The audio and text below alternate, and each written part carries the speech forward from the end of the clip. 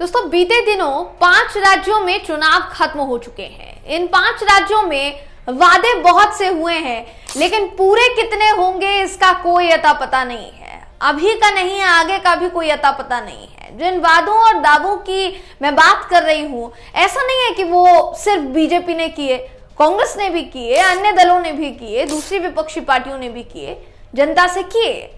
मगर बीजेपी के मुकाबले कांग्रेस बीता जो भी चुनाव जीती है दोस्तों, अपनी पहली कैबिनेट बैठक में उसने उन वादों को पूरा करके जनता का विश्वास कहीं ना कहीं जीता है। मगर क्या अब मुकाबला बढ़ने पर बीजेपी अपनी गारंटी पूरी कर पाएगी? गैस सिलेंडर से लेकर लाडली बहन योजना तक को लेकर जो जो वादे किए गए हैं, क्या वही वादे भाजपा ने अपने शासन वाले राज्यों में पूरे किए हैं? भाजपा शासित राज्यों में ये सवाल बहुत बड़ा है दोस्तों, और इसका जवाब क्या है, ये सवाल क्यों उठ रहे हैं, इस खबर में हम आपको बताएंगे। नमस्कार दोस्तों, मेरा नाम है जयंती झा और आप देख रहे हैं देश नीति।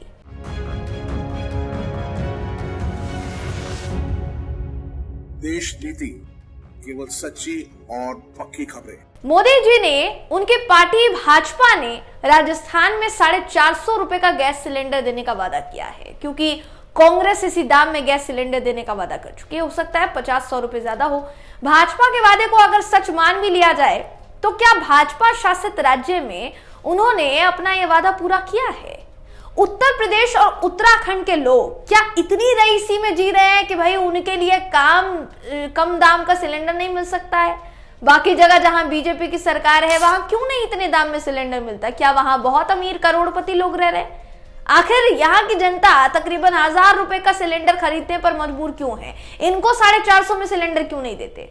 ये सवाल भाजपा वालों से पूछा जाना चाहिए दोस्तों, मगर जवाब मिलेगा या नहीं आप भी जानते हैं, हम भी जानते हैं। सवाल है कि एक तरफ मोदी सरकार कहती है कि हम 4 ट्रिलियन इकोनॉमी बना चुके हैं और 5 ट्रिलियन की तरफ आगे बढ़ रहे हैं, तो फिर देश के 80 करोड़ लोगों को सरकार द्वारा दिए मुफ्त राशन का मोहताज क्यों बनना पड़ रहा है? भुखमरी इतनी क्यों बढ़ रही है? प्रति व्यक्ति आय के मामले में हमारे देश में इतनी जो खराब हालत है वो क्यों है? 21 अरबपतियों के पास 70 करोड़ भारतीयों के बराबर की संपत्ति इकट्ठी हो चुकी है और 3% जीडीपी पर देश की आधी आबादी गुजारा कर रही है। सोचिए, कांग्रेस का सारा जोर फसलों के न्यूनतम समर्थन मूल्य, बेरोजगार नौजवान, महिलाएं, ये सारे नगद इनको सहयोग देने का वादे पर निर्भर कर रहा है दोस्तों। अशोक गहलोत की बात की जाए तो सरकार की चिरंजीवी योजना जो है दोस्तों, उसने दूसरे प्रदेशों में कहीं ना कहीं एक उम्मीद जगा दी है। और वहीं दूसरी तरफ 25 लाख रुपए का एक तरीके से आप कह सकते हैं 25 लाख रुपए में पूरी इलाज की सुविधा दी जाएगी, राज्य उसका निर्वहन करेगी। राहुल गांधी इससे पहले कह चुके हैं जितना पैसा अडानी की जेब में, अरबपतियों की जेब में डाला है, उतना पैसा हिंदुस्तान के गरीबों को वापस दिलवाएंगे राहुल गांधी। राजस्थान में कांग्रेस की सरकार बनने पर दोस्तों महिलाओं को 10,000 रुपए सालाना देने सहित कांग्रेस पार्टी की ओर से घोषित 7 गारंटियां लागू की जाएंगी, ऐसा कहा जा रहा है। मोदी सरकार के पास स्वास्थ्य सुरक्षा योजना के नाम पर दोस्तों 5 लाख की आयुष्मान योजना है, जो सीधे सीधे बीमा कंपनियों को फायदा पहुंचाती है, ऐसा कहा जाता है। जबकि कांग्रेस 25 लाख तक का इलाज देने वाली चिरंजीवी योजना लाई है, जिसमें किसी बीमा कंपनी का कोई भी रोल नहीं है। जबकि आप समझ सकते हैं कि कितना बड़ा इलाज हो सकता है लोगों का। राज्य सरकार उसका निर्वहन करेगी, उस पूरे पैसे का।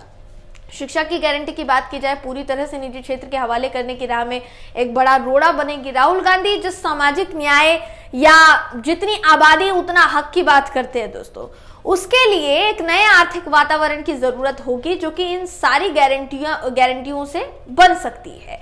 शिक्षा और स्वास्थ्य और न्यूनतम आय की गारंटी होने पर नागरिकों का देश निर्माण में बेहतर योगदान देना कहीं ना कहीं संभव होगा। तो आप ये समझ लीजिए कि इस समय सबसे ज्यादा अगर देखा जाए तो कांग्रेस की गारंटियों पर हो सकता है दोस्तों कि लोगों को विश्वास हो और लोगों का विश्वास बढ़े। मैं आपको उदाहरण के तौर पर कर्नाटक और बाकी राज्यों की बात कहना चाहूंगी, हिमाचल प्रदेश का नाम लेना चाहूंगी, क्योंकि आपने देखा कि हिमाचल में भी कांग्रेस जीत कराई, कर्नाटक में भी कांग्रेस जीत कराई। हिमाचल में ओल्ड पेंशन स्कीम का वादा किया गया था, इसके अलावा और भी वादे कई किए गए थे। वो अलग बात है कि वहां पर जब आपदा आई, आपदा की वजह से जो बाढ़ आई और बाढ़ की वजह से जो हालात हुए राज्य में, उसकी वजह से बजट पर, उसकी वजह से राज्य के मुद्रा कोष पर बहुत ज्यादा असर पड़ा। लेकिन उसके बावजूद भी अपनी गारंटियों को पूरी करने के लिए कांग्रेस आगे की तरफ बढ़ रही है। पहली कैबिनेट में ओल्ड पेंशन स्कीम को लागू कर दिया गया था दोस्तों, और जश्न मनाया गया था कितनी जोरदार, ये सबने देखा था। तो कांग्रेस ने हिमाचल प्रदेश में जो कहा उसे कहीं ना कहीं वो पूरा कर रही है, कई फैसले जो है ले चुकी है, कई फैसलों को आगे लेना है और उस तरफ वो आगे बढ़ रही है। कर्नाटक की अगर बात की जाए दोस्तों, कर्नाटक में भी बहुत से वादे किए गए थे, और ये जो वादे किए गए थे, महिलाओं के लिए फ्री बस शुरू करना या महिलाओं को हर महीने कुछ इनकम देना या कुछ राशि देना, इसके अलावा युवाओं को रोजगार देना, तो बहुत सी ऐसी बातें थी जो कि कर्नाटक चुनाव में भी कांग्रेस ने वादों के तौर पर की थी, और उन वादों को कहीं ना कहीं निभा पाने में कांग्रेस कामयाब साबित हुई है, ये कहने में कोई गुरेज नहीं होना चाहिए।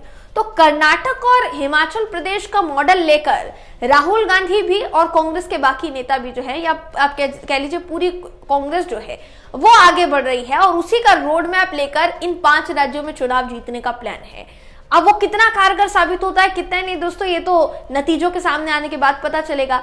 लेकिन भारतीय जनता पार्टी अभी तक जितने भी वादे कर चुकी है दोस्तों, वो वादे सही सेम वादे वो उन राज्यों में भी कर चुकी है जहां उसने हाल ही में बहुत से चुनाव जीते हैं। तो यूपी का चुनाव अभी तो नहीं हुआ, लेकिन 2022 में हुआ था, यानी 1 साल पहले आप तकरीबन समझ लीजिए। वहां पर फ्री गैस सिलेंडर, मुफ्त गैस सिलेंडर के वादे किए गए थे, बहुत से वादे किए गए थे दोस्तों। पूरे कितने हुए ये आपकी नजरों के सामने है। गुजरात देख लीजिए, गुजरात में भी बहुत से वादे किए गए थे, पूरे कितने हुए आपकी नजरों के सामने है। उत्तराखंड में देख लीजिए, उत्तराखंड में जीती बीजेपी, वहां पर वादे कितने पूरे हुए ये आपकी नजरों के सामने है। तो आखिर इन राज्यों में 450 रुपए का गैस सिलेंडर क्यों नहीं मिल पा रहा है?